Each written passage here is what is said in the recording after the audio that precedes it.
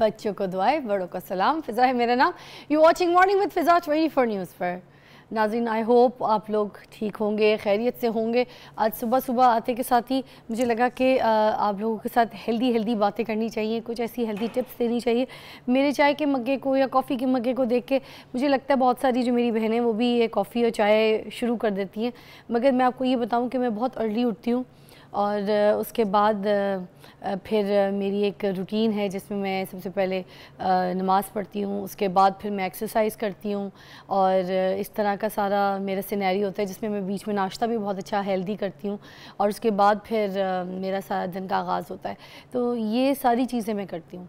उसके बाद जाके जब मैं यहाँ पर आती हूँ तो मैं एक कॉफ़ी का अगर मग ले लेती हूँ और या मैं चाय पी लेती हूँ इस तरह से, या ग्रीन टी पी लेती हूँ, तो वो मुझे कुछ नहीं कहता। मगर अगर मैं खाली पेट ये सारी चीज़ें इस्तेमाल करना शुरू कर दूँ तो ये हमारी स्किन की लेयर जो है उसको बहुत पतला कर देती। कॉफ़ी नहार मुँह बिल्कुल ब्लैक कॉफ़ी अगर आप लेते हैं तो आपकी स्किन की लेयर को पतला कर देती है, अंदर का मांस जो है वो ख़त्म कर देती है।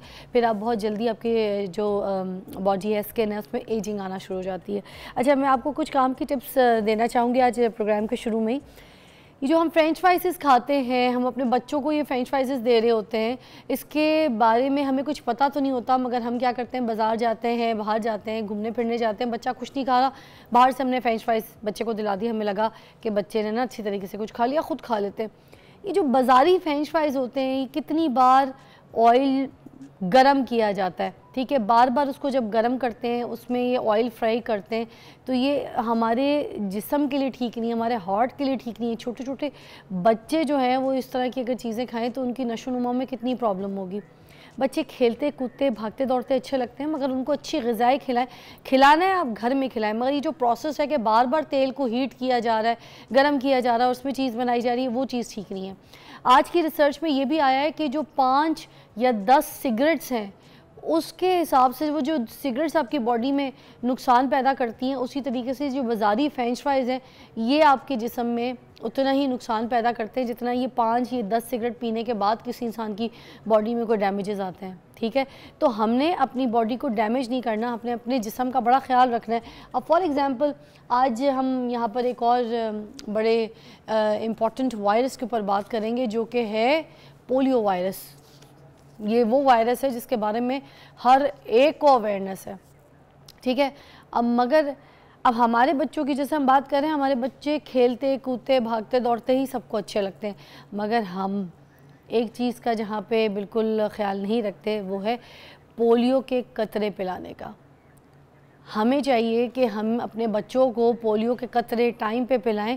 जिस तरीके से गवर्नमेंट एफ़र्ट कर रही है, हर चीज़ में हम गवर्नमेंट को बुरा कहते हैं, ये नहीं कर रही, वो नहीं कर रही, यहाँ ये काम नहीं कर रही, मगर जो गवर्नमेंट कर रही है उसमें कौन आप लोग मिल के साथ दे रहे हैं? नहीं, कोई साथ नहीं दे रहा। आप अपने लिए साथ दें, एटलीस्ट अपने बच्चों के लिए, अपने बच्चों के फ्यूचर के लिए आप एटलीस्ट गवर्नमेंट का साथ दें, बिकॉज़ ये पोलियो की जो मुहिम है, ये इस पोलियो वायरस की, तो आप लोगों के लिए चलाई जा रही है। आज भी ये देखा जाता है कि बहुत से ऐसे इलाके हैं, एरियाज़ हैं जहाँ पर ये पोलियो की टीम, रिसर्च टीम जाती है तो वहाँ पर उनको घर पे मार पीट के उनको तशद्दुद करके निकाल दिया जाता है, उनको बाहर भगा दिया जाता है। आज के दौर में भी जो आपके लिए सोच रहे हैं, आपके काम के लिए सोच रहे हैं, उनको साथ देने के बजाय आप तशद्दुद कर रहे हैं। एनीवे, हमारे साथ मौजूद हैं आयशा रज़ा फ़ारूक, पीएमएस फोकल पर्सन है पोलियो एजुकेशन के लिए। अस्सलाम वालेकुम आयशा, क्या हाल है, कैसी हैं? जी वालेकुम अस्सलाम। बिल्कुल ठीक, आप, आई होप आप भी खैरियत से हैं। जज़ाकल्लाह, बहुत शुक्रिया आपके टाइम का। मुझे ये बताइएगा सबसे पहले कि ये पोलियो की मुहिम जो है ये अभी से नहीं, बहुत पहले से हम लोग सुनते आ रहे हैं और इसके ऊपर काम भी हो रहा है, ठीक है। इसके बावजूद जो है इस साल 2024 में इसकी तादाद 21 है, अभी भी 21 लोग जो है पोलियो वायरस का जो है वो शिकार हुआ। तो पाकिस्तान जो है वो पोलियो फ्री ममालिक में शामिल क्यों नहीं हुआ? प्लीज़ जवाब दीजिएगा आयशा। जी बिल्कुल, इस वक्त पोलियो की बड़ी तशवीशनाक हालत है पूरे मुल्क में। ना सिर्फ 21 केसेस हमें हर सूबे से आए हैं, इस्लामाबाद से एक केस आया है, बल्कि हमारे जो माहौलियाती नमूने हैं, एनवायरमेंटल सैंपल्स जो हम कलेक्ट करते हैं, वो भी 66 अजला जो हैं पूरे मुल्क में वहाँ फैले हुए हैं। पोलियो एक ऐसी बीमारी है जो वायरस जो है वो हमारे माहौल में पाई जाती है, और जब तक इसका कंप्लीट तौर से मुल्क से खात्मा नहीं होता, हमारे बच्चे सेफ नहीं है। तो आपके प्रोग्राम के थ्रू मैं कहना चाहूंगी कि ये जरूरत है और इसके लिए हुकूमत भी बहुत कोशिश कर रही है कि यकजा तौर पे पूरे मुल्क में एक साथ 2 से 3 अच्छी मुहिमात जब तक नहीं चलती, जिसमें हर 5 साल से कम बच्चा पोलियो के 2 कतरे नहीं पीता, ताकि उनकी कुव्वत मुदाफियत इतनी स्ट्रॉन्ग ना हो जाए कि अगर वायरस उसको अटैक भी करता है बच्चे को, तो उसको पोलियो जैसी मुहलिक बीमारी है उसका उसको ना हो पाए।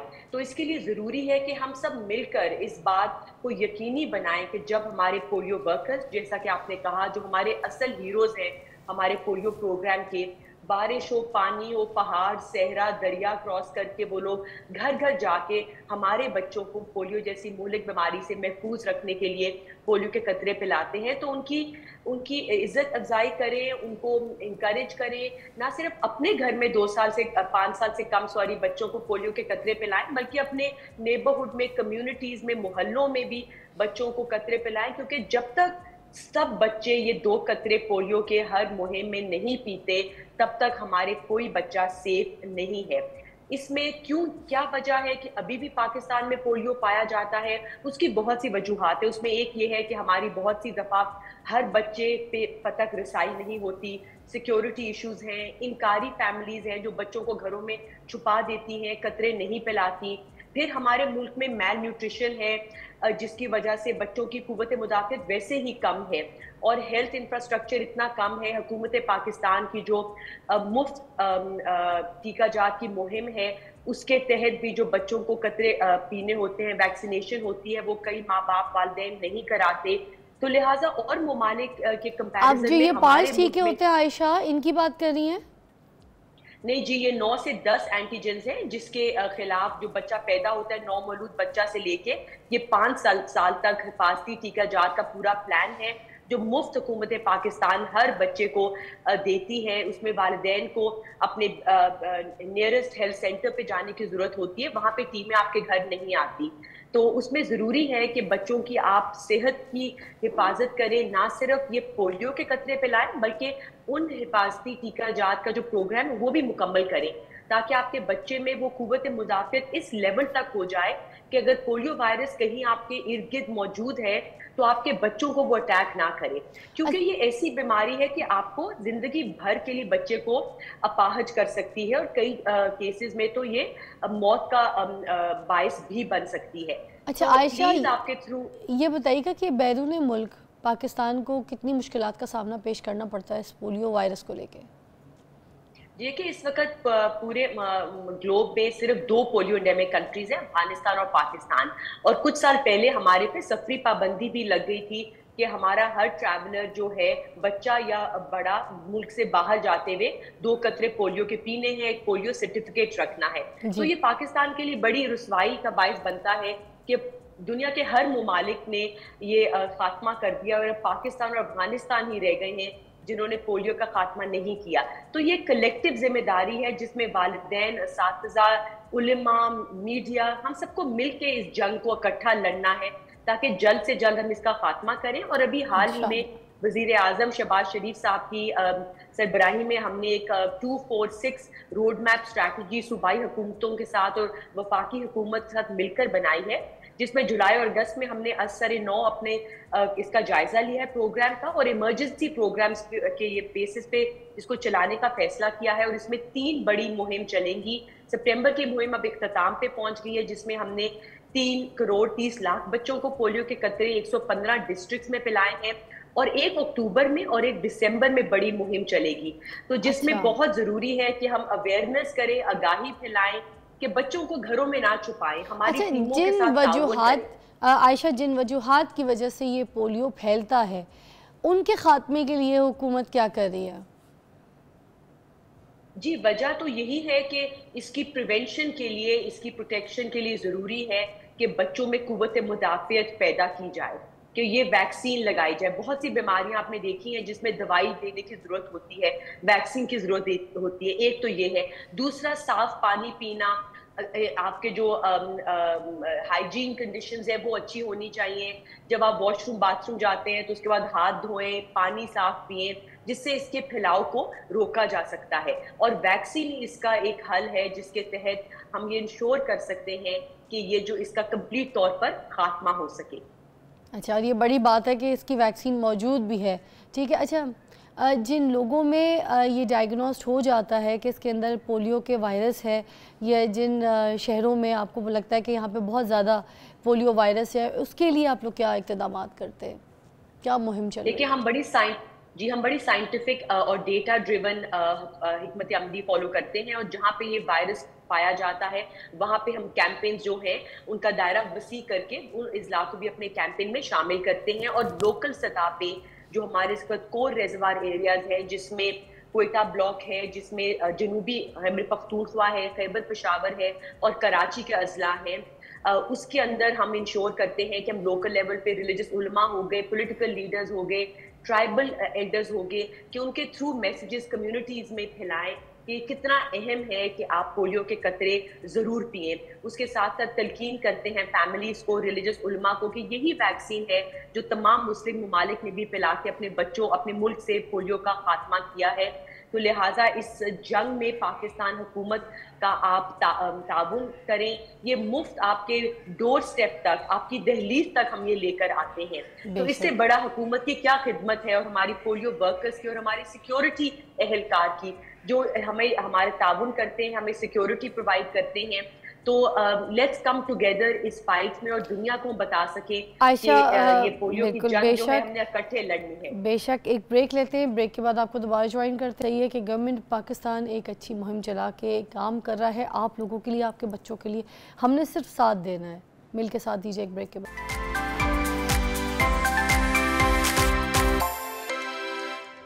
Welcome back, you watching morning with Fiza. हमारे साथ आयशा है जो कि पोलियो के लिए स्पेशली हमें गाइड कर रही हैं। अच्छा आयशा जी, मैं ये पूछना चाहूँगी कि बलूचिस्तान, KPK और सिंध में पोलियो के जो केसेस हैं वो ज़्यादा देखने को मिले, तो इसके लिए क्या मुहिम चलाई जा रही है और किस तरीके से इसकी रोकथाम की जा रही है इन इलाकों में? जी, यकीनी तौर पे ये वो इलाके हैं जो ट्रेडिशनली हमारे कोर रेजर्वायर्स, जहाँ पे वायरस हमेशा मौजूद रहता है, यहाँ पे लोगों की नकलो हरकत ज्यादा है, यहाँ पे हेल्थ केयर की फैसिलिटीज जो है वो बहुत कम है, यहाँ पे जो वैक्सीनेशन कवरेज है वासी टीका जात का उसमें भी हम देखते हैं लो है। लिहाजा यहाँ पे ना सिर्फ हम पोलियो मुहिम के थ्रू बच्चों तक रसाई अपनी यकीनी बना रहे हैं और 2 कतरे उन तक पहुंचा रहे हैं, बल्कि उसके साथ साथ हम इन इलाकों में हेल्थ कैंप्स भी लगा रहे हैं, जिनके थ्रू हम बच्चों को की कुव्वत मुदाफ़त बढ़ाने के लिए उनको और जो एंटीजेंस है और जो बीमारियां उनके खिलाफ भी वैक्सीनेट कर रहे हैं। हम उसके साथ साथ उनको विटामिन ए ड्रॉप्स भी यहाँ पे दे रहे हैं, और जो हेल्थ केयर का पूरा निज़ाम है उसकी बेहतरी के लिए भी कोशिश है, ताकि ना सिर्फ पोलियो के कतरे उन तक पहुँचाए जाएँ, लोकल रिलीजियस लीडर्स और उलमा के थ्रू और पीडियाट्रिशियंस को इन्वॉल्व करके, बल्कि हम वैसे भी वहाँ पे हेल्थ केयर का सिस्टम जब स्ट्रेंथन करेंगे तो उसके साथ कुव्वत मुदाफ़त बढ़ेगी और बच्चों में ये कुव्वत पैदा होगी कि वो पोलियो वायरस का भी अच्छी तरीके से मुकाबला कर सके। अच्छा आयशा, बताइएगा कि किन मुश्किलात का सामना करना पड़ता है जब आप इस तरह से लोगों के पास जाती हैं, आपकी टीम पूरी जाती है, तो कुछ लोग अटैक भी करते हैं, सिक्योरिटी जो इदारे हैं उनके लोगों को जानों का भी ख़तरा होता है जो पोलियो के टीके के लिए स्पेशली घर घर जाते हैं, बेल बजाते हैं, तो ये इसके बारे में क्या कहेंगी, किस तरीके से किन मुश्किलात का सामना करना पड़ता है आपकी पूरी टीम्स को? जी, हमारे पोलियो वर्कर्स को हम हालांकि बहुत तहफ़्फ़ुज़ देते हैं, ना सिर्फ सिक्योरिटी इंतज़ामिया की तरफ से, लेकिन अदरवाइज ऑल्सो हम अपने मीडिया कैंपेन्स के थ्रू उनको अपने हीरोज़ जो हम वाकई समझते हैं वो हम बावर कराना चाहते हैं अपने वालिदैन को, कम्युनिटीज़ को, कि ये समझें कि वो कितनी बड़ी खिदमत अंजाम दे रहे हैं हमारी खातिर। लेकिन यकीनी तौर पे हमें कई जगह पे जब ऐसी सिचुएशन का सामना करना पड़ता है तो हमारी ज़िली इंतज़ामिया, हमारी पॉलिटिकल गवर्नमेंट्स बड़ी स्ट्रॉन्गली उसके खिलाफ कार्रवाई करते हैं। अभी जैकोबाबाद में आपने देखा हमारी पोलियो वर्कर्स के साथ ज्यादती की गई, तो वहाँ के लोकल लेवल के DC, DHO, DPO सबको हुकूमत सिंध ने तब्दील किया है और उसको प्रोटेक्शन दे रही है हमारी वर्कर को, ताकि हम एक क्लियर मैसेज दें कि हमारी वर्कर्स जो हैं हमारे सर आंखों पे हैं, ये जो खिदमत दे रही हैं ये इससे बड़ी सैक्रिफाइस कोई नहीं है। तो ये जो पोलियो वर्कर्स हैं इनका मोरल अप करने के लिए आप लोग क्या किस तरीके की मतलब इनको ट्रेनिंग देते हैं, क्या बोलते हैं? जी, हम उनको एम्पावर करने के लिए उनकी ट्रेनिंग, कैपेसिटी बिल्डिंग करते हैं। उनके साथ जो अच्छे हमारी वर्कर्स हैं, उनको हम रिकॉग्नाइज़ करते हैं, अप्रिशिएट करते हैं। चीफ सेक्रेटरीज़ ने उनको सर्टिफिकेट्स दिए हैं, उनके लिए हम बोनस प्राइजेज़ जो खुदा ना खास्ता ऐसे वर्कर्स जो हैं, जो हमारे कुछ ज़्यादती का शिकार होते हैं, उनकी हम माली तौर पे मदद करते हैं और उनको उनकी उनकी मतलब कि there is no amount of remuneration that can give them कि अपनी जो वो जान की बाजी लगाते हैं, तो उसका तो कोई हम नेमुल बदल नहीं दे सकते। लेकिन यकीनी तौर पे हम उनको इज़्ज़त और उनकी हौसला अफ़ज़ाई करना चाहते हैं और करते हैं हुकूमती लेवल पे, हुकूमती सतह पर, लेकिन हम चाहते हैं कि कम्युनिटी लेवल पे भी उनको वो इज़्ज़त दी जाए, उनकी हौसला अफ़ज़ाई की जाए, जो उनकी बनती है। अच्छा आयशा, यकीनी मुझे तौर ये पे भी साथ साथ बताइएगा कि जो स्ट्रेटजी बनाते हैं आप लोग उनकी जो कम्युनिटी को बूस्ट करने के लिए, तो वो क्या होती है? सॉरी, कौन सी स्ट्रैटेजी? ये जो पोलियो की स्ट्रैटेजी बनाते हैं आप लोग, इसकी क्या कम्युनिटी के लिए स्पेशली, ताकि कम्युनिटी जो है आपकी एंगेज हो, लोगों को मोटिवेट करने के लिए जो आप कतरे पिलाते हैं, जो एक स्ट्रैटेजी बनाते हैं, तो उसको किस तरीके से आगे फिर? जी, हमारी ये मल्टी प्रोंग स्ट्रैटेजी होती है, जिसमें हमारी जो कम्युनिकेशन स्ट्रैटेजी, उसके तहत ना सिर्फ हम लार्ज स्केल पे टीवी पे एड्स चलाते हैं, लेकिन हम लोकल सतह के ऊपर बेशक लोकल लैंग्वेजेस में रेडियो के ज़रिए, लोकल चैनल्स के ज़रिए ना सिर्फ कैंपेन चलाते हैं, बल्कि हमारे कम्युनिटी बेस्ड वैक्सीनेटर्स हैं, जो हम कम्युनिटीज़ के अंदर लोकल औरतें हो गई, मर्द हजरात हो गए, जो कम्युनिटी लेवल पे औरतों को, पेरेंट्स को इकट्ठा करके ये बावर कराते हैं कि ये कतरे पिलाना कितना ज़रूरी है।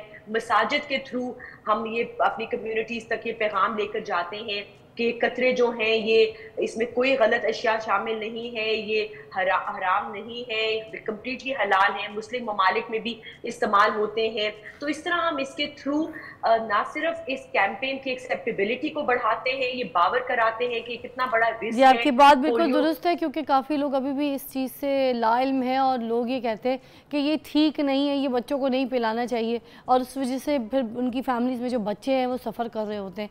तो ये अवेयरनेस फैलाना अभी भी मुझे लगता है बहुत ज़रूरी है। पोलियो का नाम सब ने सुना है, पोलियो की वैक्सीन का सबको पता है, मगर कराते वक्त सबको मौत पड़ती है, ये सबसे बुरी बात है। आखिरी में कोई मैसेज देना चाहेंगी तो प्लीज़ दीजिए। जी, मैं ये कहना चाहूँगी कि पाकिस्तान ने हाल ही में 2021 में पोलियो के खात्मे के बहुत करीब आ गया था। 14 महीने हमारे मुल्क में कोई पोलियो केस नहीं रहा। फिर मेरा ख़्याल में हमने इसको फॉर ग्रांटेड ले लिया, हम कंप्लेसेंट हो गए।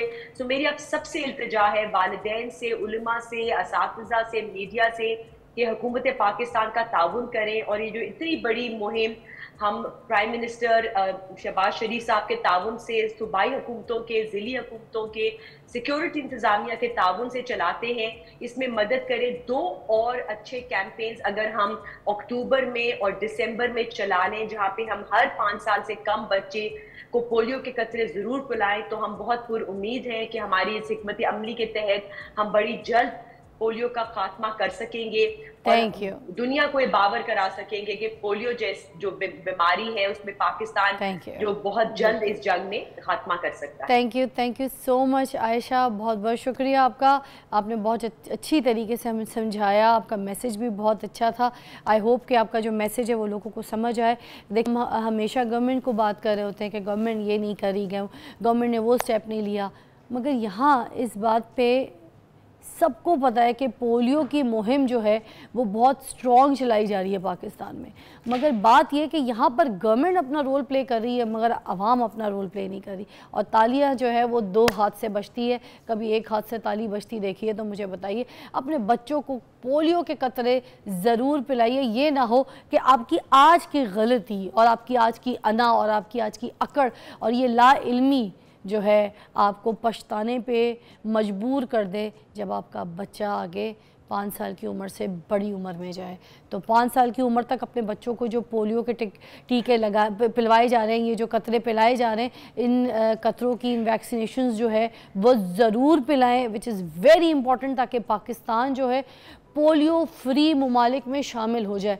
इतना टाइम हो गया है कि अभी तक हमारा पाकिस्तान जो है ये पोलियो फ्री पाकिस्तान नहीं बन सका। इसकी जो लैक है, वो लैक ऑफ परफॉर्मेंस जो है वो हमारी भी है, हमारी जो गलती है वो हमें एक्सेप्ट करनी चाहिए। इस तरफ हम अपना पल्ला जो है थोड़ा सा भारी करें, गवर्नमेंट का साथ दें, ठीक है। मैं दोबारा भी गवर्नमेंट से भी अपील करूँगी कि इस मुहिम को, ये जो सीवरेज सिस्टम है हमारा जो बहुत ख़राब है, ये सारी चीज़ों को ठीक कीजिए। जहाँ से आपको लगता है कि वायरस आता है उस जड़ को मार दीजिए, ताकि वायरस फैलने से, बढ़ने से जो है ये जान बच जाए।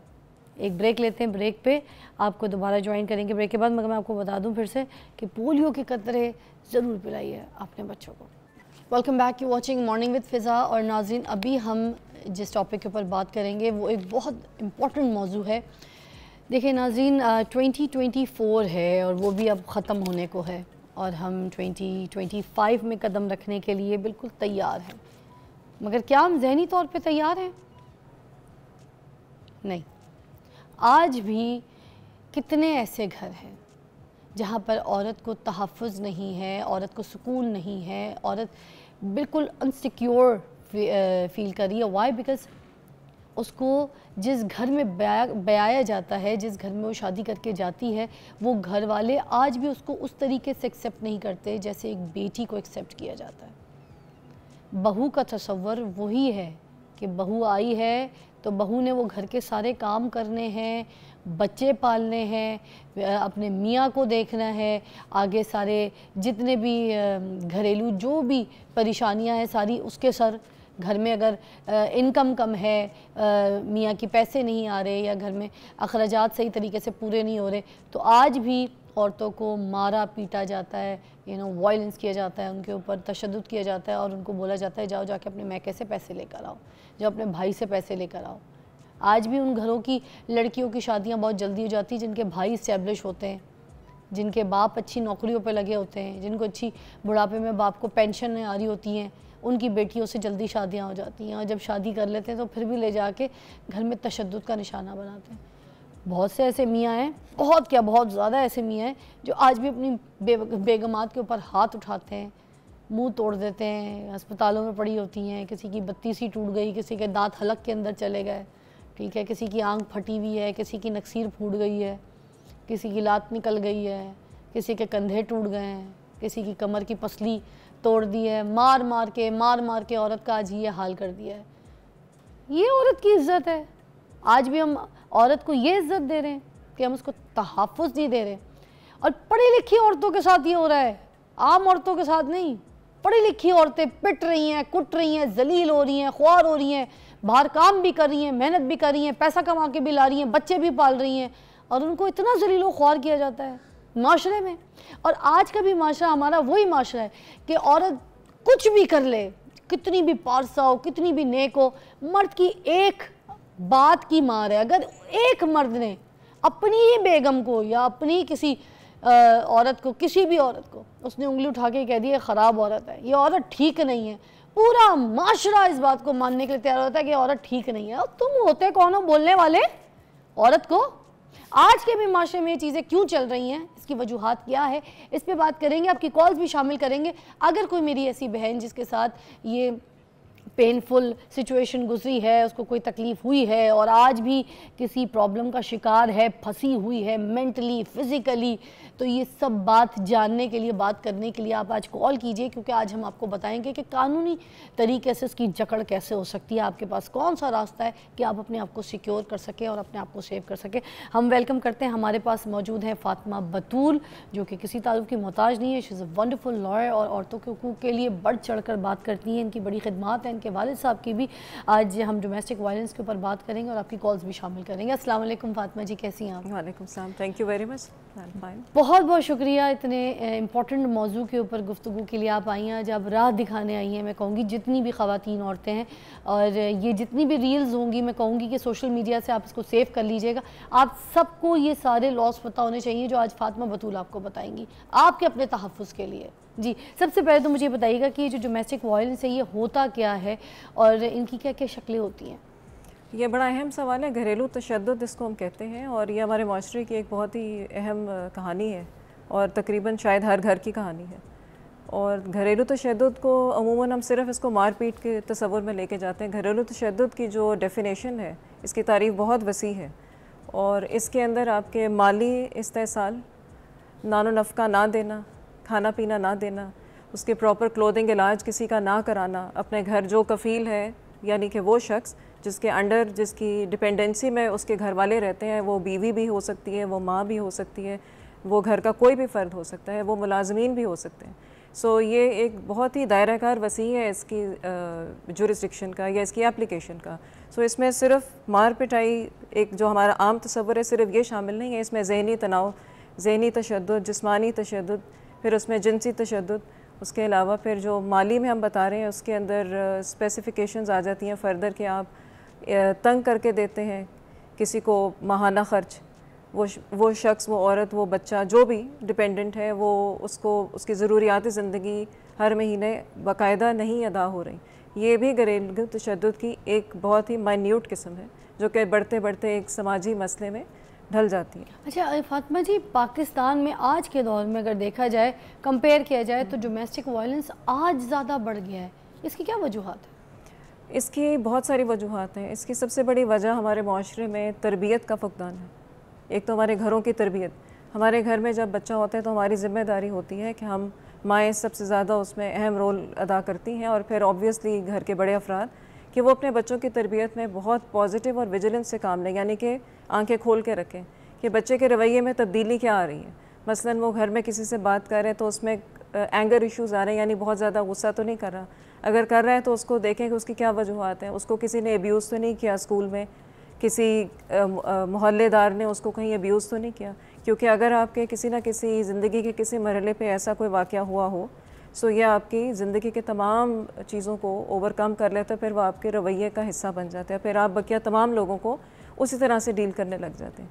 ये एक नफ्सियाती मसला है और इसको आपको बचपन से ही केटर करना होता है, और उसमें आपको वो अवामिल देखने हैं कि किसी के रवैये में तब्दीली क्या आ रही है, माँ के साथ रवैया क्या है, बाप के साथ क्या है, बहन के साथ क्या है, भाई के साथ क्या है, घर के मुलाजमीन के साथ क्या है। और एक बहुत ही जो बढ़ता हुआ मसला है वो हमारे यहाँ पढ़े लिखे फैमिलीज़ में बहुत ज़्यादा केसेस आपने भी सुने होंगे, रिपोर्ट भी हो रहे हैं, वो डोमेस्टिक वर्कर्स के हैं। कि जैसे एक खातून है उसके साथ डोमेस्टिक वायलेंस हो रहा है, ठीक है, तो उसका क्या तरीका है और कितना मुश्किल है कानूनी तौर पर जंग लड़ना? ये जब से हमारी 18वीं तरमीम आई है तब से ये जो मामला है ये सब तमाम सूबों पे आ गया। सो सिंध ने सबसे पहले इस पर कानून बनाया, फिर पंजाब ने 2016 में women protection against violence act अपनाया है।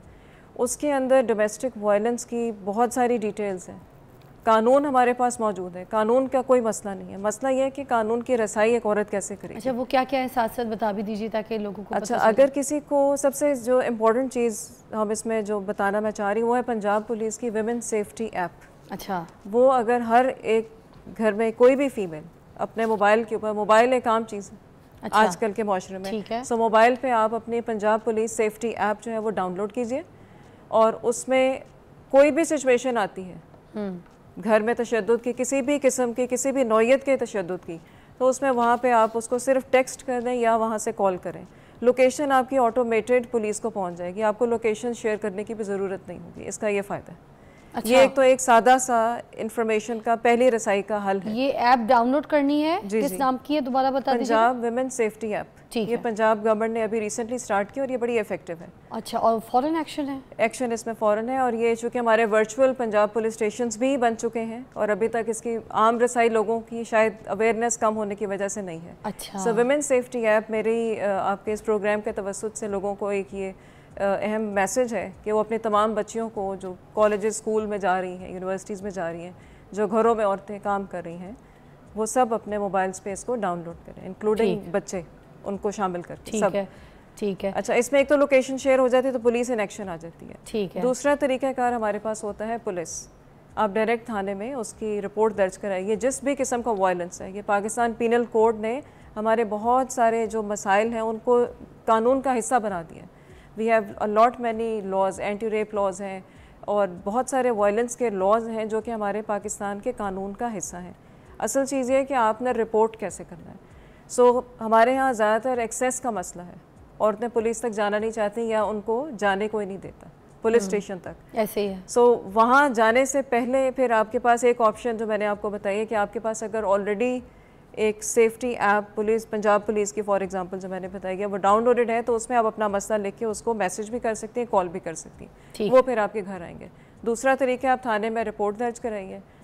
उसके अलावा एक और तरीका, 15 पे कॉल कीजिए, पुलिस आपके घर आएगी। अच्छा, मसलन एक फ़ीमेल को, देयर इज़ रिसेंट केस जो मैंने अभी डील किया, उसमें एक फ़ीमेल को खामद ने उसको मारा पीटा, सीढ़ियों से धक्का दिया, and she called 15। So 15 20 minutes में आ गई। अब उसमें मसला कानून का नहीं है, हमारे पास तमाम कवानीन मौजूद है, मसला उसके ऊपर अमल दरामद का है। इस वक्त जो समझने की ज़रूरत है, जो आपका सवाल था कि ये मसाइल बढ़ क्यों रहे हैं, मसाइल इसलिए बढ़े हैं कि हम कानून साजियाँ साथ साथ कर रहे हैं, इसमें कोई शक नहीं है, लेकिन उसमें अमल दरामदगी को हम किस हद तक इंश्योर कर रहे हैं, ये एक बहुत बड़ा मसला है। एक पुलिस जब घर आ गई आपके और वो सारा मसला सुनती, खावंद कहते हैं मेरी बीवी तो ज़हनी मरीज़ है, अब उसमें अब ये बन जाता है एक निजी मसला। अब यहाँ पे ये ट्रिकी पॉइंट आ गया, इधर कानून सपोर्ट नहीं करता, उधर ये निजी मसला हो जाता है। वो कहता है वो कि भाई ऑब्वियसली एविडेंस लेते हैं। अच्छा। पुलिस का जो ऑब्वियसली एक तरीक़ाकार है, अगर एक फीमेल को साथ डोमेस्टिक वायलेंस हुआ है, उसने पुलिस कॉल कर ली है, इन्वेस्टिगेशन होगी, फैक्ट्स एंड फिगर्स वहीं पे बैठ के फैमिली के साथ ही डिस्कस होते हैं। अगर वो औरत कहती है कि मैंने यहाँ से जाना है, मुझे ले जाओ, तो फिर स्टेट के पास क्या टूल है, उसके पास सिर्फ दारुल अमान है। फिर उस औरत को ये भी सोचना है कि वो अपने एक घर को छोड़ के दारुल अमान में जाना चाहती है, फिर वो ज़्यादातर 90% पे कॉम्प्रोमाइज़ करती है। सो मसला हमारे पास है कि जब आपने रिपोर्ट कर दिया केस, तो उसके बाद क्या है। सो स्टेट इंश्योरेंस कानून की रसाई तक तो है, लेकिन उसके बाद की नहीं, उस पर अभी बहुत ज़्यादा काम करने की ज़रूरत है। एक ब्रेक लेते हैं, ब्रेक के बाद दोबारा ज्वाइन करते हैं, आपकी कॉल्स भी शामिल करेंगे। आज हम बात करें डोमेस्टिक वायलेंस के ऊपर, आप भी हमारे साथ मिलके अपनी आवाज़ को शामिल करें ताकि ये जो डोमेस्टिक वायलेंस है ये ख़त्म, निस्तो नाबूद हो जाए हमारे मुल्क से, बल्कि पूरी दुनिया से। Take a break. हम डोमेस्टिक वायलेंस के ऊपर बात कर रहे हैं, आपकी कॉल भी शामिल करेंगे। हमारे साथ फातिमा बतूल जो लॉयर हैं वो मौजूद हैं और आपकी यहाँ पर रहनुमाई कर रही हैं कि किस तरीके से आप अपने आप को प्रोटेक्ट कर सकती हैं अगर आपके साथ डोमेस्टिक वायलेंस हो रहा है। अच्छा, मैं कुछ पूछना चाहिए थी कि अगर कोई ऐसी औरत है जिसके पास इतने पैसे वगैरह भी नहीं है कि वो वकील को जो है अप्रोच कर सके और अपना केस जो है लड़वा सके और इसके ख़िलाफ़ आवाज़ उठा सके, और वो ये ऐप वाला सिस्टम भी जो है वो अभी उसके पास अगर नहीं है, या फिर वो नहीं यूज़ कर पा रही वैसे, या फिर उसके साथ ये जवाब आ गया है कि दिमागी मरीज़ है एंड ऑल दैट, तो फिर क्या तरीका है, किस तरीके से रसाई हो सकती है? देखिए, ये बहुत ही मुश्किल सवाल है और यही मुश्किल सवाल हमारे माशरे के अंदर ये बहुत गहराई से सिरायत करता जा रहा है।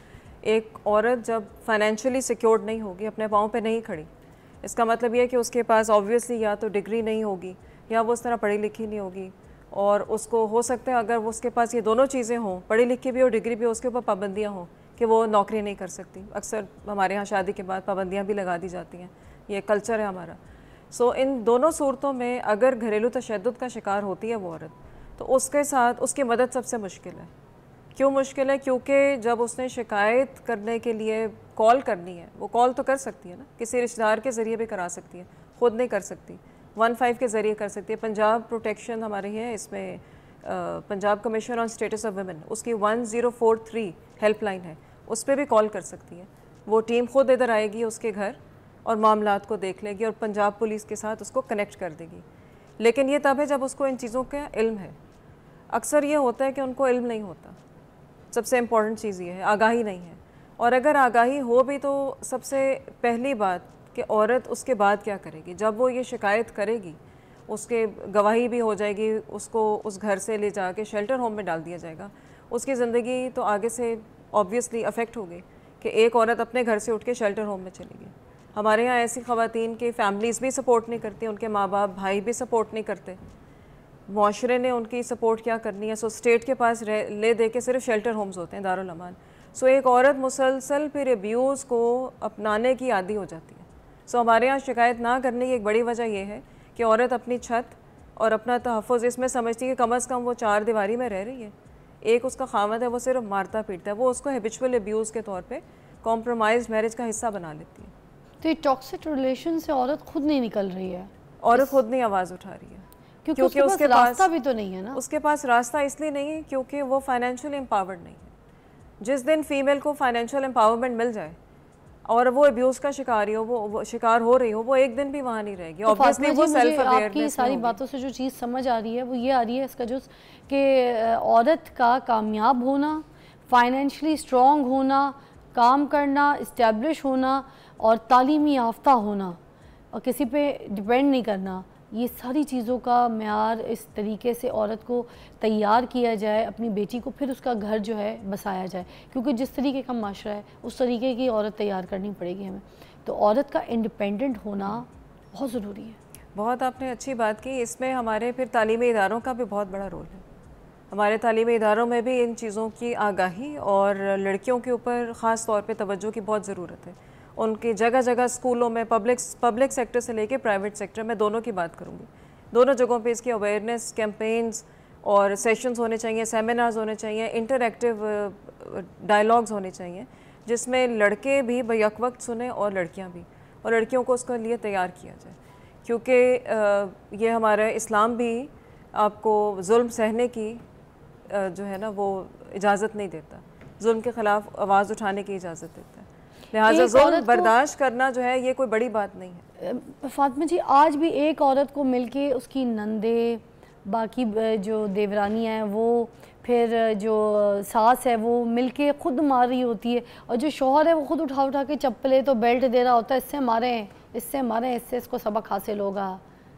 ऐसे ही है। इस तरीके के घर अभी भी देखे जाते हैं। वट्टे सट्टे की शादी पे आप देख लें कि पहले मेंटली टॉर्चर किया जाता है कि अगर सामने वाली जिसकी वट्टे पे शादी हुई है तो सट्टे वाली शादी को भी आपने वैसी तकलीफ देनी है जैसे वट्टे वाली शादी भी आके गई है। आपकी बेटी को अगर खुशी नहीं मिल रही है, कोई उसकी डिमांड्स पूरी नहीं हो रही, तो जो दूसरी उस घर से होकर आई है और आपके घर में ब्याई गई, आज उस औरत को इतनी तशद्दुद, इतनी तकलीफ और टॉर्चर का निशाना बनाया जा रहा होता है, और उसका कोई रसाई कोई नहीं है। इस तरीके से ना तो वो अदालत का दरवाज़ा खटखटा सकती है, ना लोगों से हेल्प मांग सकती है, ना जाके अपने दुखड़े घर में रो सकती है।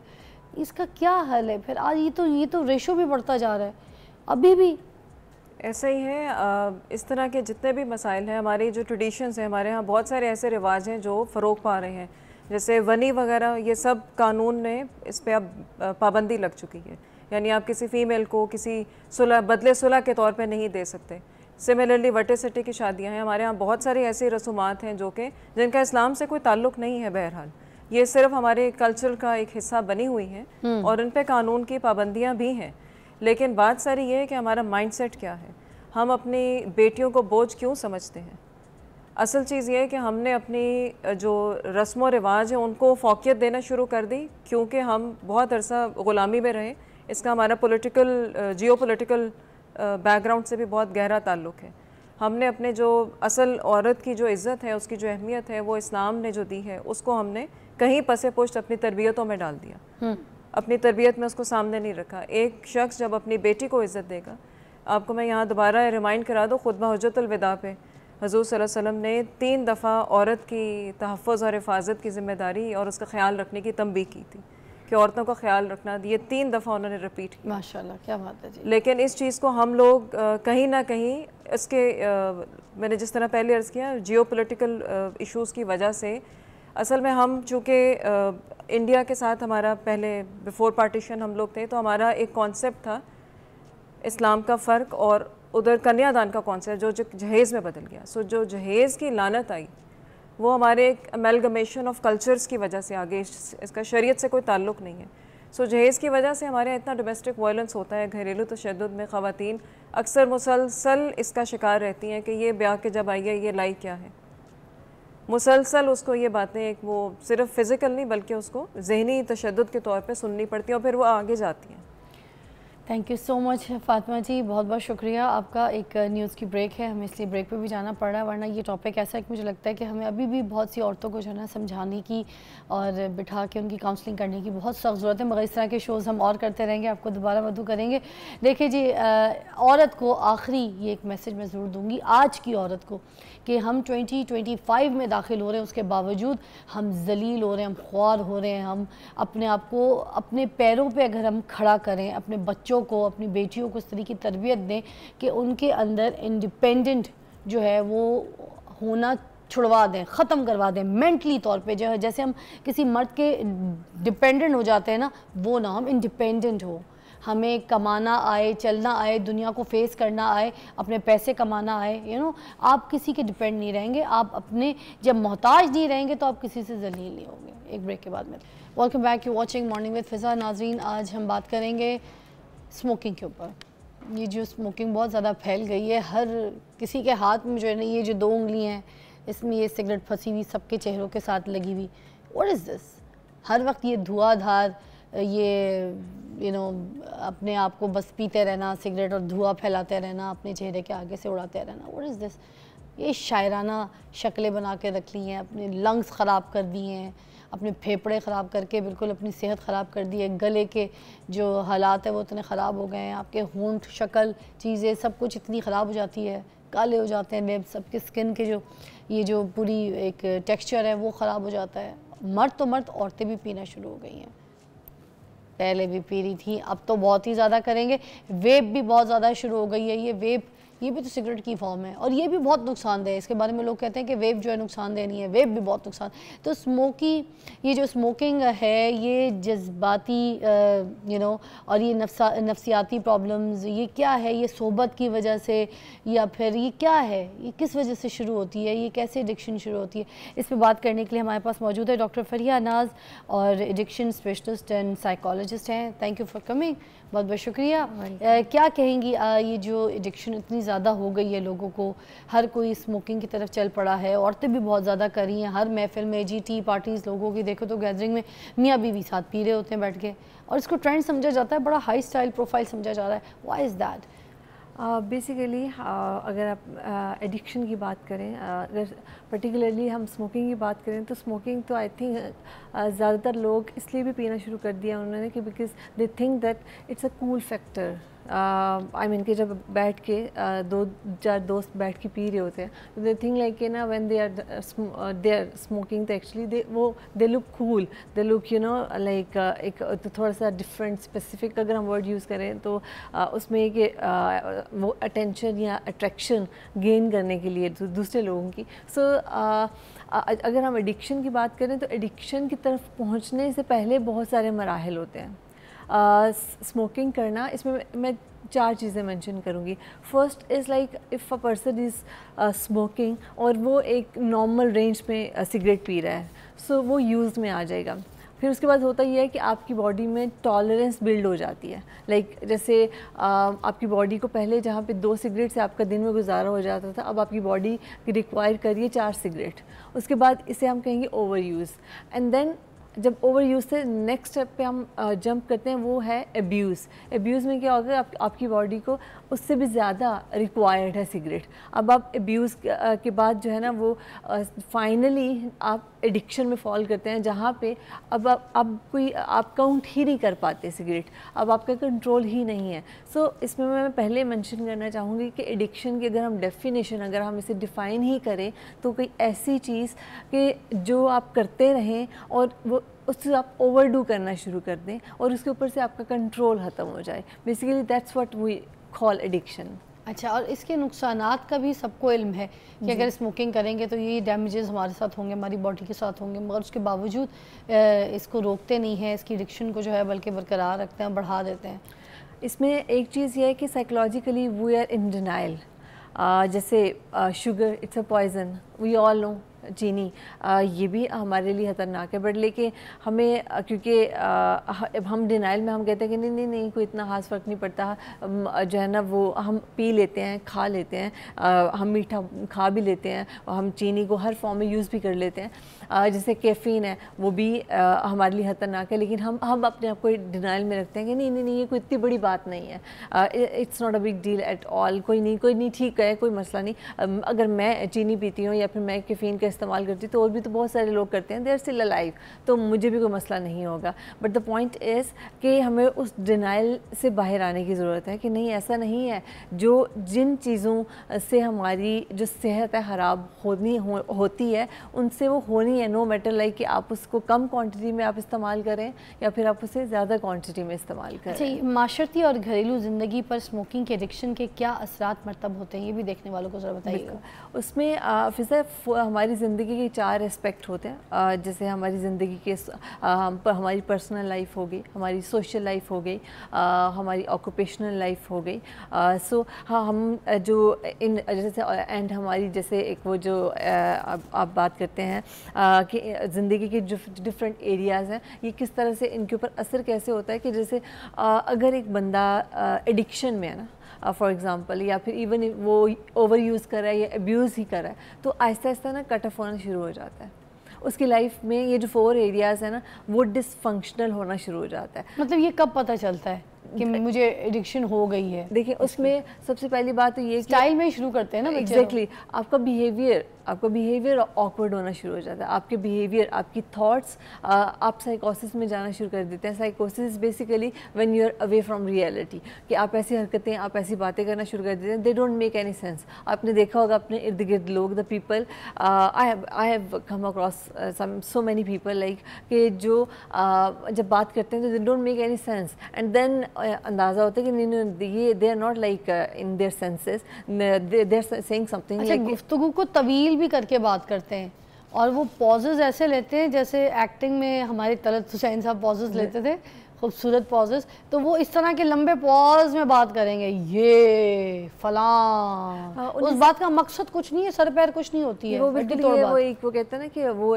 फ्लाइट ऑफ आइडियाज होते हैं, राइट? या ये जो आपने भी बात की ना, ये फ्लाइट ऑफ आइडियाज हैं कि they are just talking, they are just saying, I mean वो ड्रैग करते रहेंगे कम्युनिकेशन को, और बात ऐसे करेंगे जैसे भाई पूरा जो आपने ना ये अस्पताल खरीदा हुआ है, ये पूरे इधर सारी चीजों के मालिक आप ही हैं, सेठ लगे आप इधर के। वैसा वो डिलूजनल होते हैं ना। अच्छा, हाँ, वो तो कॉन्फिडेंस इतना कहाँ से आ जाता है? ये डिलूजन होते हैं, इनको इतनी कॉन्फिडेंस कैसे? कॉन्फिडेंस नहीं है, ये डिलूजन है बेसिकली। अच्छा, हाँ, डिलूजन है बेसिकली। उन्हें लग रहा होता है कि ना हम तो खुदा हैं, नाउज़ बिल्ला, कि हमारा जो है हमसे बढ़ के तो कोई है ही नहीं, जो नॉलेज मेरे पास है वो तो किसी के पास है ही नहीं, और सिगरेट पी के दुनिया भर के लोगों को नुकसान हो सकता है, मुझे तो हो ही नहीं सकता। मुझे तो एडिक्शन छू के भी नहीं गुजरती। I have seen people, I have treated people, जब मैंने उनको एडमिट किया तो दे वर जस्ट लाइक कि ये हमें एडमिशन की ज़रूरत नहीं है, बिकॉज हम अपनी विल पावर के बलबूते पे हम कर सकते हैं, सो हमें एडमिशन की ज़रूरत नहीं है। तो मैंने कहा क्यों आप में और दूसरे लोगों में ऐसा क्या डिफरेंस है कि आप कर सकते हैं, दूसरे लोग नहीं कर सकते? नहीं, उनके अंदर विल पावर नहीं है, हमारे अंदर विल पावर है, हम कर सकते हैं। लेकिन होता ये एक्चुअली अपने आप को अच्छा, कुछ सॉल्यूशंस की तरफ भी आ जाते हैं। मुझे बताइएगा कि जब माँ बाप को मतलब पता नहीं होता, बच्चा जो है इस एडिक्शन की तरफ जा रहा होता है, स्मोकिंग की तरफ, तो वो कौन से ऐसे साइंस हैं जो पेरेंट्स को पता चलने चाहिए कि बच्चा जो है मेरा ये किसी ऐसी आदत का उसमें इन्वॉल्व होने लगा है कि ये जो है हो सकता है ये सिगरेट पीना शुरू हो गया हो या किसी और नशे का शिकार हो गया हो? तो इसके बारे में बताइएगा, कौन से ऐसे साइंस हैं जो पेरेंट्स स्पेशली उसको कैच करें और एडिक्शन का पता करें? अलार्मिंग जो साइंस है उनमें एक तो ये सेपरेशन, कि बच्चा आपका ना आपसे थोड़ा दूर दूर होने लग जाएगा। अच्छा, घर वालों के साथ बैठेगा नहीं, आइसोलेट रहेगा थोड़ा। कम्युनिकेशन, कॉन्वर्सेशन से भागेगा। अच्छा। जब आप उससे बात करने की कोशिश करेंगे तो वो अवॉइड करेगा। आप भूख का क्या निज़ाम होगा? वैसे ही होगा खाना पीना जैसे वो अपने घर पे मांगता है अम्मी से कि बना दे, वो बना दे, जो डिफरेंट ड्रग्स है ना, जैसे स्मोकिंग है, स्मोकिंग के साथ आपको ना भूख ज़्यादा लगती है, ज़्यादा लगती है। हाँ, भूख ज़्यादा लगती है आपको। अगर आप हेरोइन की बात करें, ये भी एक साइन है। हाँ बिल्कुल, ये भी कि जब आप बहुत ज़्यादा खाना शुरू कर दे अपनी डाइट की, नॉर्मल डाइट से। जी, अब जो जैसे दूसरी अगर ड्रग्स की आप बात करें जो कि बहुत हाई एंड ड्रग्स हैं, क्रिस्टल मेथ है, हेरोइन है, हैश है, अब हैश के साथ भी आपको बहुत ज़्यादा भूख लगती है उसमें भी। और इसी तरह से अगर आप हेरोइन की बात करें तो अब या क्रिस्टल मेथ की बात करें तो उसमें आपको कम भूख लगती है। सो वो कहते हैं ना it varies from drug to drug, कि वो तो वेरी करता है। लेकिन कुछ अलार्मिंग साइंस हैं, जैसे मैंने आपको कहा कि बच्चा आपसे जो है ना कोई भी बात करने से जो है ना अवॉइड करेगा, अपने आप को आइसोलेट रखेगा। हम अपनी वो जो उसकी कंपनी है, आहिस्ता आहिस्ता सोशल लाइफ उसकी कम होना शुरू हो जाएगी। वो अपने आप को कमरे में बंद कर, अगर बच्चा अपने आप को कमरे में बंद कर लेता है, बच्चों तो खेलते हैं, यू नो, हमने खुद हमारे बचपन में we used to go out, we used to play, we used to you know roam around and, but अगर आपका बच्चा, आपका 14 साल का 15 साल का बच्चा अगर अपने आप को कमरे में बंद कर लेता है और कहता है कि नहीं कोई मेरे रूम में नॉक किए बगैर नहीं आए, and you know when some kid is on a drug, उसकी स्पेसिफिक उसकी जो है ना वो बिहेवियर में चेंजेस आते हैं। उसका बिहेवियर एक तो बहुत ज़्यादा वो नेगेटिव हो जाता है, दूसरा ये कि जैसे कोई बात करेगा तो उसको खुद ही पता नहीं होता कि मैं बात क्या कर रहा हूँ, वो बहुत ज़्यादा अग्रेसिव हो जाता है, बहुत शॉर्ट टेम्पर्ड हो जाता है। अपने पेरेंट्स के सामने ऐसे वो ज़ुबान दराजी करता है जो कि माँ बाप हैरान रह जाते हैं कि ये तो पहले हमारे आगे ऊंची आवाज़ में बात भी नहीं करता था और अभी हमसे इतनी ज़्यादा ज़ुबान दराजी करता है। सो इस तरह के बहुत सारे बदतमीजी वाले बिहेवियर। अच्छा, एक ब्रेक लेंगे, ब्रेक के बाद दोबारा ज्वाइन करेंगे। अच्छा, जब मैंने मॉडलिंग नई शुरू की थी तो उस वक्त भी एक अजीब तरीके के ट्रॉमे मुझे सुनने को मिले थे कि कुछ मॉडल्स होती थी या मॉडल लड़के लड़कियां, वो ये कहते थे कि जो हैश वगैरह, ये सिगरेट वगैरह, ये पीने से जो है ना, क्योंकि चबी फेस मॉडलिंग में चलता कोई नहीं, तो वो कहते थे कि ऐसे मुंह पे चक जाता है। इतनी जहालत है, खुदा का खौफ कीजिए। इस तरीके की जाहिल बातें कह के तो अपने आप को जो है ना आप सफाई पेश कर रहे हैं और इस तरह की सिगरेट्स और इस तरह के हैश वगैरह की लतों को आप जो है ना प्रमोट कर रहे हैं। ये जहालत अपने दिमाग से ख़त्म करें। छोटे लड़के लड़कियां जो है ना अपने सोच समझ के ये हरकत में शामिल हुआ करें, इस तरह की गैदरिंग में, इस तरह की सोशल चीज़ों में और इस तरह की एडिक्शन में। ये आपकी सिर्फ सेहत को और अंदर से आपको मार के खोखला कर रही होती है। ये आपको सुखा के बिल्कुल चूसा हुआ मुँह आपके मॉडलिंग के लिए कोई तैयार नहीं कर रही होती है, आपकी कोई ब्यूटी का हिस्सा नहीं होती हैं, आपको डैमेज कर रही होती हैं, आपको ख़त्म कर रही होती हैं। Welcome back, you watching morning with Fiza. हमारे साथ फरीहा है, साइकोलॉजिस्ट भी है और हमें बता रही है कि जो स्मोकिंग की एडिक्शन है इससे हम कैसे छुटकारा हासिल कर सकते हैं। ठीक है जी, और आप ये बताइएगा कि अब सोल्यूशंस जो है वो किस तरीके से हम कर सकते हैं। जो पेरेंट्स हैं उनको किस तरीके से गाइड करें कि वो अपने बच्चों को इस एडिक्शन से जो है वो छुटकारा हासिल कर सकें, दोस्तों को भी हम गाइड कर सकें और ख़ुद भी इन चीज़ों से बच सकें।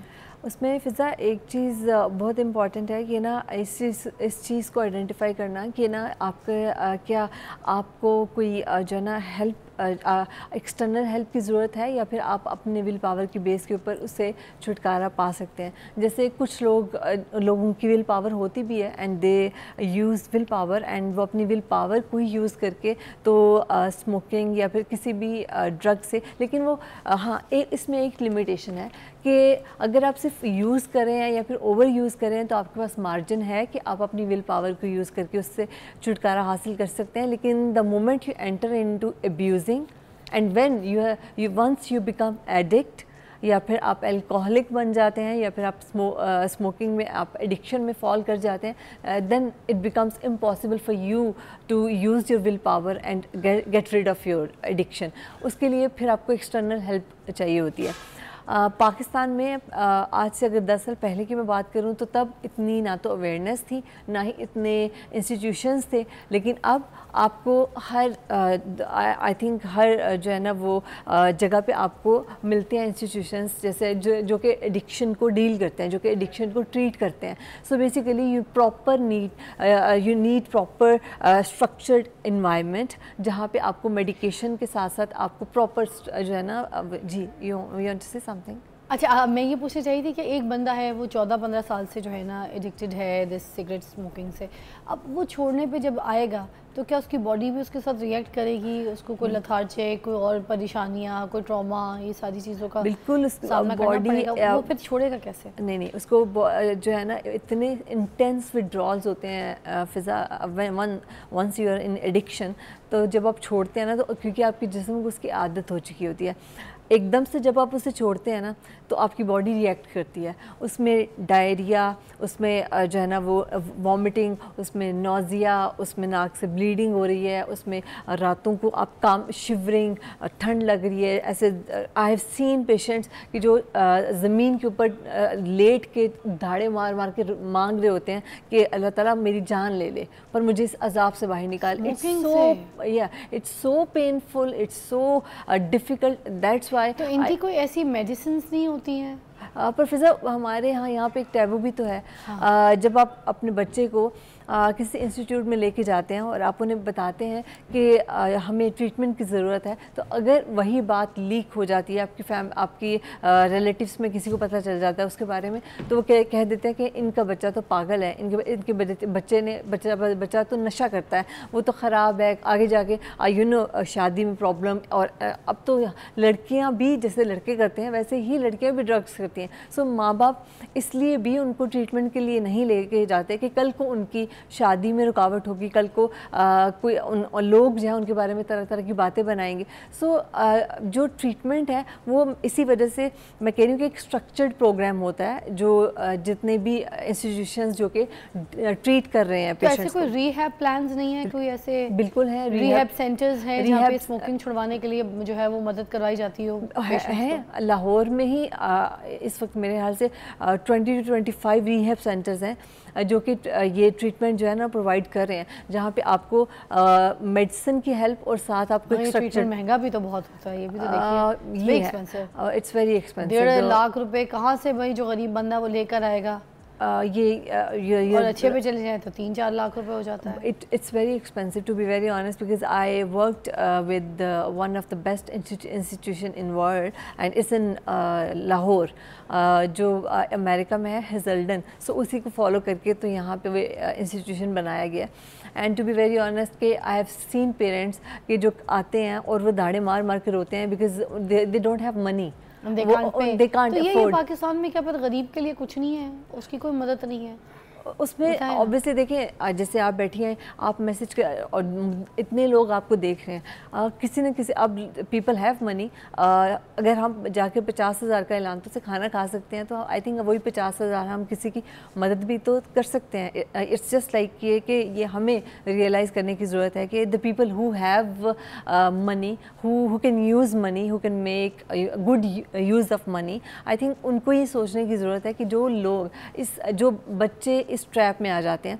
अब तो आपको ये बड़ा अलार्मिंग सिचुएशन है कि अब स्कूल्स में LGS में अब वो बच्चे जो कि अभी 7th ग्रेड में 8th ग्रेड में दे यूजिंग ड्रग्स, और उनको ड्रग्स कौन सप्लाई करता है? स्कूल्स के अंदर उन वहाँ पे जो वर्कर्स हैं, जो काम करने वाले हैं, वो वहाँ पे उनको ड्रग्स सप्लाई करते हैं। बिकॉज वो कहते हैं ना कि वो जितना अमीर घराना होता है ना, वहाँ पे उतनी ही ज़्यादा आपको इस तरह की बीमारियाँ भी मिलती हैं। वहाँ पे आपको बिल्कुल महंगे नशे, अमीरों के साथ जुड़े ना, उनके महंगे नशे, और सबसे बड़ी बीमारी डिप्रेशन, टेंशन, जो कि अमीरों की तरफ से आई है, पर उनके लिए गरीब को नहीं है। अमीरों के लिए तो मसला भी नहीं है ना कि I have seen so many patients के जो इतना महंगा इलाज एक दफ़ा कराया, फिर रिलैप्स कर गए, फिर दोबारा आ गए, फिर रिलैप्स कर गए, फिर दोबारा आ गए, फिर रिलैप्स कर गए। उनके लिए इतना प्रॉब्लम नहीं है। But the people I mean who don't have money, उनके रिसोर्सेज ही नहीं है, उनके तो घर का बिल पूरा नहीं होता, वो तो उनके पास तो खाने के वो पैसे नहीं है, वो कैसे, वो किस तरह से जो है ना वो अपने बेटे का या अपनी बेटी का ट्रीटमेंट कैसे कराएं? कोई ऐसी चीज़ नहीं, कोई ऐसा माउथ वॉश या कोई ऐसी चीज़ जो कुल्ली करें वो सुबह, उसके बाद उनके पूरे मुंह में जो है ना सिगरेट का टेस्ट उनको जहर लगे, वो जैसी कोई स्मोक का पफ भी लें तो उनको अच्छा नहीं लगे, ऐसी कोई चीज़ें नहीं अभी तक इलाज में आई, ये ट्रीटमेंट में आई? मैंने वही फिजा, अगर तो एडिक्शन मतलब निकोटीन पैच वगैरह भी होते हैं ना, वो क्या हेल्प करते हैं? हाँ, only if it will work if you are just using it, if you're just abusing it, और अगर आप एडिक्शन में फॉल कर गए तो फिर वो वर्क नहीं करता। Then you need treatment, then you need structured treatment, जिसमें साइकोथेरेपी होनी चाहिए, जिसमें काउंसलिंग होनी चाहिए, जिसमें प्रॉपर मेडिकेशन होनी चाहिए, जिसमें आपको प्रॉपर एक स्ट्रक्चर्ड प्रोग्राम में से गुजारा जाए। उसमें आप तो फरिया, जो स्मोकिंग एडिक्शन है उसके ख़ात्मे के लिए जो पहला स्टेप है वो जो हम उठाएंगे वो क्या है? सबसे पहले लोगों को बता। सबसे पहला स्टेप अवेयरनेस, इसको जो है ना टैबू ना बनाएं, टॉक अबाउट इट। पेरेंट्स भी इस चीज़ को अंडरस्टैंड करें कि उनके बच्चे की जान से बढ़ के कुछ नहीं है। Relatives, people will talk. वो मैंने मेरी अपना वो जो है लेटर हेड उस पर ही लिखा हुआ है कि दुनिया का सबसे बड़ा रोग क्या कहेंगे लोग तो बात करेंगे। अच्छा, क्या क्या कहेंगे? जो सिगरेट का उतर डब्बा है, उते पिक्चर देखो यार, गंदी शक्ल, दांतों के हाल बताएं, मुंह का कैंसर, सब कुछ बताया किस तरीके से हो रहा है। उसके बावजूद उस डब्बे की शक्ल देख के उसमें से यूँ सिगरेट निकाली जाती है। मतलब दिमाग ठीक है? एक चीज़ आप डब्बे पे शक्ल देख भी रहे हैं, उसके बावजूद भी आप उसको इस्तेमाल करें। व्हाट द हेल यार, वो ये डूइंग दिस विद योरसेल्फ। अपने आप को खोखला करके मारे जा रहे हैं, खुद को कह रहे हैं आ बैल मुझे मार नहीं। उन्होंने कहा रुक तो तू बैल, मैं खुद काफ़ी, मैं मारूंगा अपना। की चल रहा है?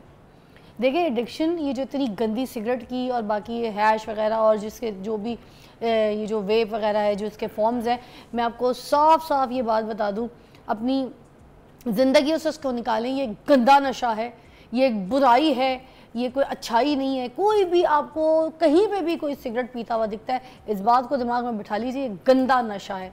ये दिमागी मरीज कर देता है इंसान को, ये इंसान को तकलीफ़ में कर देता है, अजियत में कर देता है। आपके जिस्म के सारे आर्गन्स जो हैं वो ख़राब होना शुरू हो जाते हैं। आपको मुंह का कैंसर, जिगर का, गले का, आपका हर चीज़ ख़राब हो जाता है। आप अपने आप को बड़े फ़ख्र से महसूस करते हैं, किसी महफिल में बैठ के सिगरेट के 2 पफ लगाते हैं तो साइड पे एक एस्ट्रे रखते हैं और बस आपकी ये पोजिंग चल रही होती है। What are you gonna be cool with this?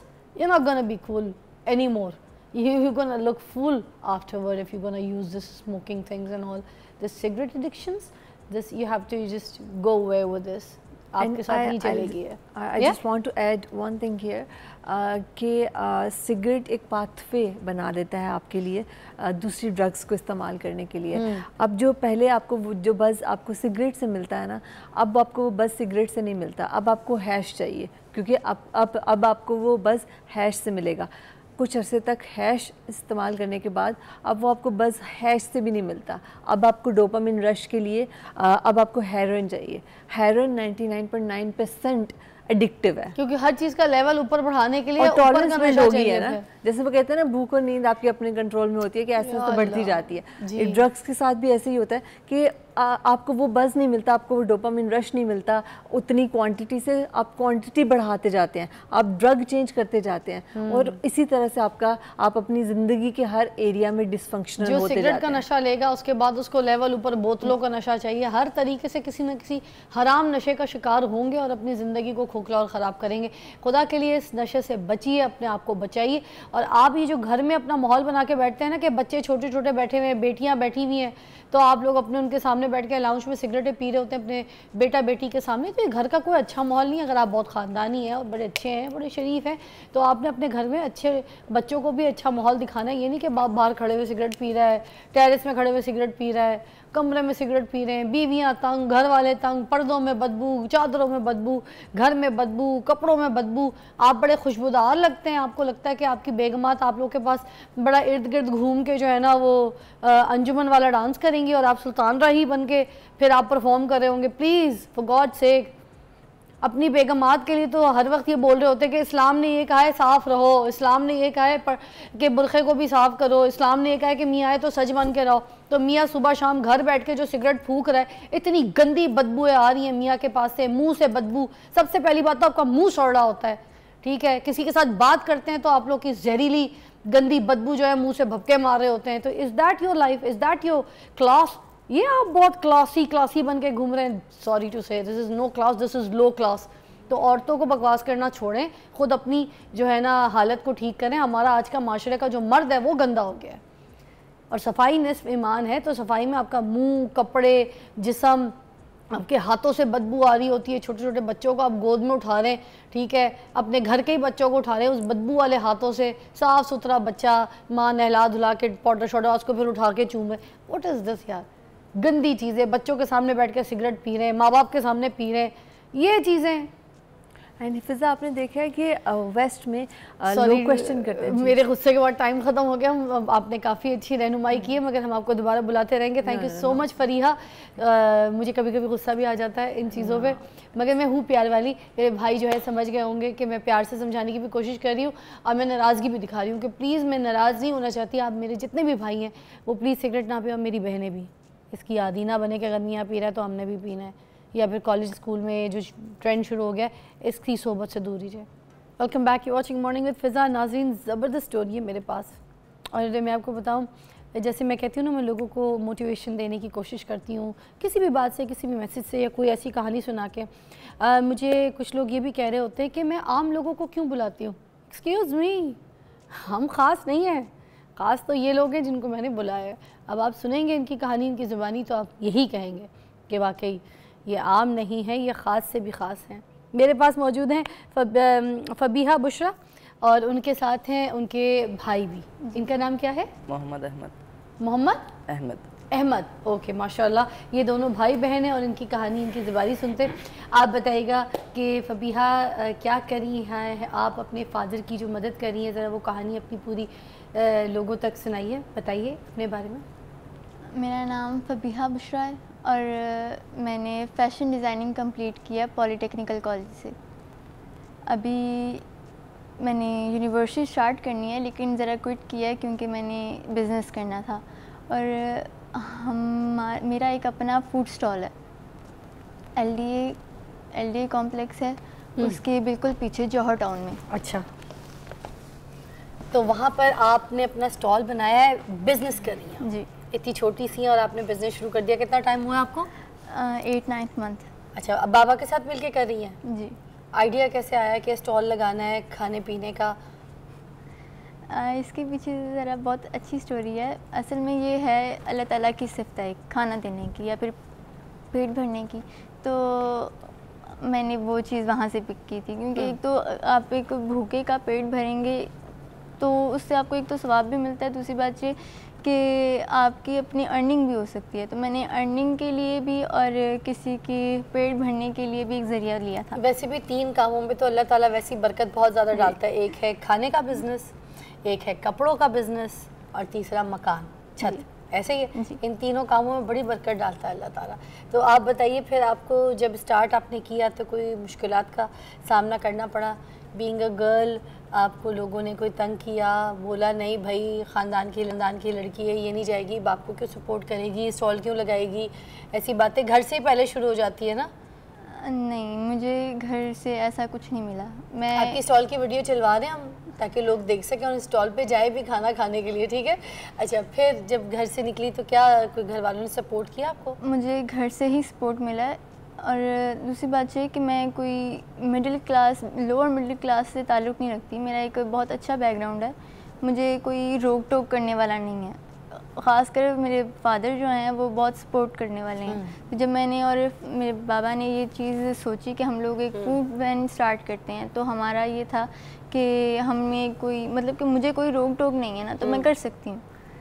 और बिज़नेस का तो वैसे ही मुझे मेरे बाबा से ही मिली है ये चीज़ कि नौकरी वगैरह नहीं करनी। मैं उनमें से नहीं हूँ जो जॉब्स करे या फिर इस तरह की मुलाजमत रखे। मैं नौकरी पर रखने वालों में से, मुझे ये लगता है। और इंशाल्लाह क्या बात है यार। अच्छा, फिर बड़ी अच्छी सोच है यार, है? तुम तो मियाँ मंशा साहब को भी पीछे छोड़ दोगी।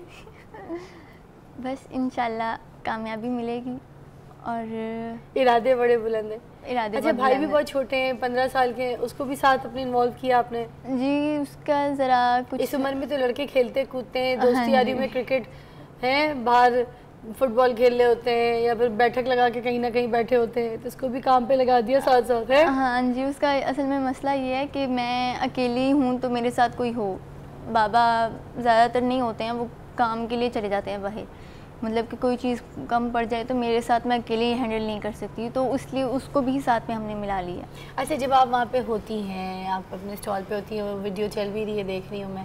अच्छा, वहीं आप पका भी रही होती हैं, कुकिंग वगैरह भी खुद ही सब कुछ करती हैं? हाँ जी, हमारा खुद ही है। तो क्या क्या मेन्यू में, खाने पीने में क्या क्या चीज़? ओह, कबाब भी तली है लड़की यार इतना बड़े तवे पे। क्या क्या चीज़ें यहाँ पे अवेलेबल होती हैं? कौन कौन से खाने ज़्यादा आपके आइटम बहुत सेल होते हैं? हमारी बिरयानी, पुलाव। बिरयानी कैसी वाली बनाती हो? कराची स्टाइल की? कराची स्टाइल की है हमारी ना। असल में बिरयानी का नाम आप सुनेंगे तो आप कहेंगे वो भी बहुत डिफरेंट है। क्या है? हमारी बिरयानी का नाम भी टशन बिरयानी। टशन? हाँ जी। उसके में कितना टशन है? तुम कहती हो मैंने नौकरी किसी की नहीं करनी, जो करना मैंने आगे नौकर रखने, मैंने नहीं करनी। टशन है भाई लड़की में, क्या बात है। अच्छा, तो टशन बिरयानी है जी। अरे वाह। और वो भी उधर ही तैयार करती हो? नहीं, या आधा मसाला घर बना के आती सारी चीज़ें घर पे ही होती हैं, इधर आके बस गरम हो रही होती हैं। गरम फ्राई आइटम बस जल्दी से ये सब कुछ जो चीज़ ताज़ा बन सकती है हम लोग वो इधर आके करते हैं, बाकी हम लोग सुबह सुबह ही सारा काम करके आते हैं। अरे वाह। चाय का नाम मेरी तरफ से एक चाय का भी अपना नाम रखो, चीनी रोक के पत्ती ठोक के। ठीक है ना? ये नाम अच्छा है ना? हाँ जी। मेरी तरफ से रखना है अपने मेन्यू में इसका नाम चाय का। अच्छा, और क्या क्या चीज़ बड़े आइटम फेमस, नाम अच्छा लगा? हमारा पुलाव बहुत फेमस है। अच्छा। बहुत दूर दूर से भी लोग आते हैं खाने के लिए, जो खा के गए ना वो आगे फीडबैक देते हैं लोगों को, तो वो आते हैं। अच्छा। और हमारे चने भी बहुत फेमस है, ये हमने रिसेंटली बनाए हैं, लेकिन वो बहुत ज़्यादा फेम उनको मिला है। अच्छा, मुर्ग चने हैं या फिर ये मुर्ग चने? मुर्ग चने।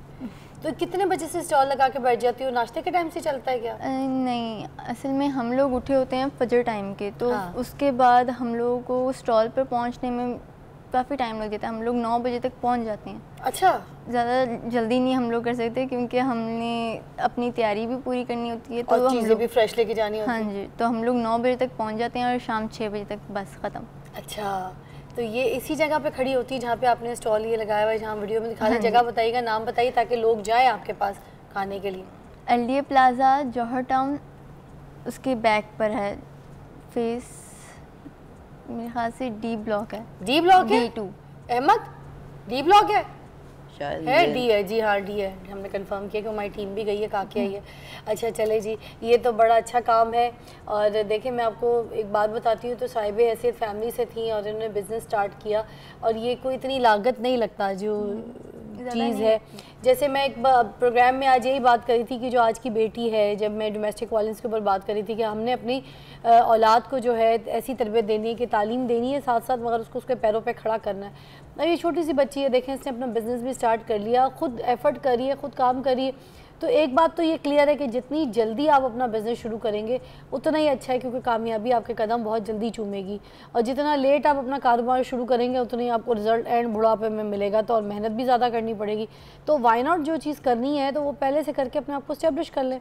उस लड़की ने देखे फैशन डिज़ाइनिंग भी अपनी साथ साथ पढ़ी और इस तरीके का काम, अपना बिज़नेस जो है वो भी सेट कर लिया। मैं तो ऐसे वालिद को भी सलाम करूँगी कि उन्होंने अपनी बेटी को अपने पैरों पे खड़ा किया।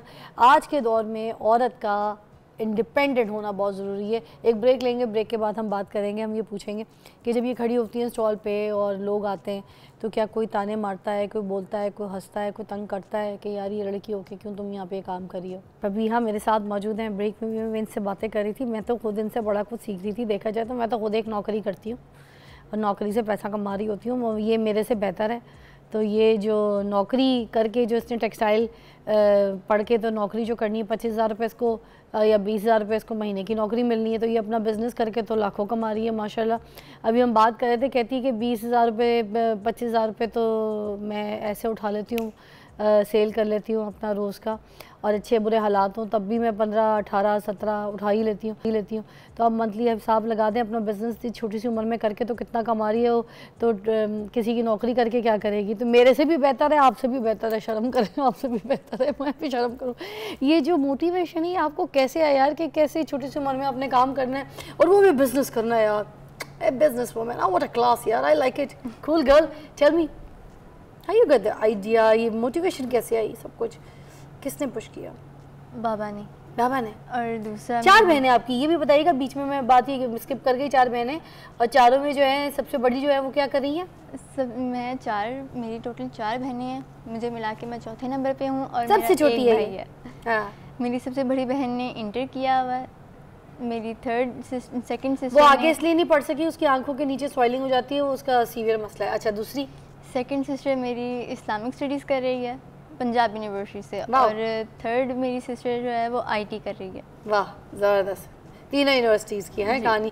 और आपने क्या करना है आगे? टेक्सटाइल जाऊंगी इंशाल्लाह। टेक्सटाइल कंप्लीट करेंगी, मगर जो बिज़नेस कर रही हैं वो आपका अपना ओन है ना हाँ जी? जी। तो मुझे अब ये बताइए कि ये आप मैसेज भी कोई देना चाह रही थी आज की यूथ के लिए, तो वो क्या है, वो भी साथ साथ बता दीजिए। अस्सलाम वालेकुम, मेरा नाम फबीहा बुशरा है। ये मैसेज मेरा सबके लिए ही है, ख़ासकर मेरी बहनों और मेरे भाई के लिए। अभी जो जनरेशन चल रही है वो कुछ इस तरह से है कि आप पेरेंट्स कमाएं और आप लोग खाएं, ये तो कोई अच्छी बात नहीं है। पेरेंट्स बूढ़े हो जाते हैं, ख़ासकर हमारे बाबा, वो एज में ज़्यादा हो जाते हैं, उनकी फाइनेंशियली वो हेल्थ इश्यूज़ आ जाते हैं, लेकिन आप लोगों को कोई फ़र्क नहीं पड़ता, जबकि ये कोई बात है ही नहीं। उन्होंने कमाया है, इसका मतलब ये नहीं कि उनका फ़र्ज़ है आपके जवान, आपके बूढ़े होने तक कमाएं और आपको खिलाएं। वो कमाते हैं तो सिर्फ आप लोगों के लिए, उन्होंने आप पर अपनी जवानी ख़र्च की है, तो इसका मतलब ये है कि आप भी उनको देखें, उनका बुढ़ापा ज़ाया ना करें। मैं चाहती हूँ कि आप लोग उन पर नज़र रखें, उन पर ध्यान दें, बस। शुक्रिया। अरे यार क्या बात है, मेरा बच्चा बहुत प्यारी है यार, ये तो बहुत अच्छी बच्ची है। इससे 2 मैसेजेस हैं। एक तो बेटियां जो है ना अपने बापों का सहारा बनती हैं। अगर बाप अच्छा हो, अपनी बेटी को ऐसे इस्टेब्लिश करे, इंडिपेंडेंट करे, तो फिर वो आगे चल के अपने बाप का सहारा भी बनती हैं। दूसरी बात ये कि वाकई हमारे माशरे का दस्तूर है कि हमारे घर में एक फ़र्द कमाने वाला होता है, बेचारा मर्द, उसके ऊपर ज़िम्मेदारी है, उसने बच्चों के पैम्पर का भी सामान जो है उनको अरेंज करना है, घर के खाने का, बच्चे के दूध का, बीवी के अच्छे ओढ़ने पहनने का, बच्चा यूनिवर्सिटी जा रहा है, अय्याशी कर रहा है, दोस्तों में पैसे लुटा रहा है, मूछें दाढ़ियाँ आ गई हैं, ठीक है, मगर फिर भी काम नहीं कर रहे हैं, ठीक है, शेफ के पैसे भी बाप से लेने हैं, तो बाप जो है बेचारा उसके कंधे झुक गए कमा कमा के बच्चों की अय्याशियाँ पूरी करने के लिए, चाहे अमीर घर की फैमिली हो या गरीब घर की फैमिली हो। मैं सबको ये मैसेज देना चाहूँगी, जो औलादे हैं ना जवान, इनको जो समझ नहीं आ रहा होता ना कि यूनिवर्सिटी करने के बाद हमने करना क्या है, तो बच्चों को स्कूलिंग के बाद ही फ़ौरन मैट्रिक से पहले बच्चों को काम करने की जो है ना आदत डालें, थोड़ा उनको पैरों पे खड़ा करें। बाहर के मुल्कों में भी यही होता है, बाहर बच्चे पढ़ रहे होते हैं, स्कूलिंग कर रहे होते हैं, उसके बावजूद वहाँ पे बंची जंपिंग करा रहे होते हैं पार्ट टाइम में, ठीक है, स्कूबा डाइविंग करा रहे होते हैं पार्ट टाइम पे, बर्तन धो रहे होते हैं, अमीर का बच्चा जाके ना बर्तन धो रहा होता है होटलों में जाके, ठीक है, मॉप कर रहे होते हैं। तो आप भी अपने बच्चों की जो है ना इस बेगैरती को मारें, गैरत को जो है ना जगाएं, ठीक है। जो बेगैरती है ये है कि बैठ के बाप की रोटी बाप कमा रहा है, बूढ़ा हो गया, बीमार हो गया, अपने पैसे इलाज नहीं करा रहा तो बच्चों की अय्याशियाँ पूरी कर रहा है, कॉलेज यूनिवर्सिटी के पैसे दे रहा है, कपड़े लत्ते सिगरेटों के पैसे, तो खुद बैठ के जो है ना ये घर में बच्चे रोटी खा रहे हैं, याशी कर रहे हैं। तो ऐसी औलादें होनी चाहिए जैसी ये यहाँ पर मेरे पास 2 औलादें बैठी। मेहनत करें, अपनी गैरत को जगाएं। कल मिलते हैं। वाह जी।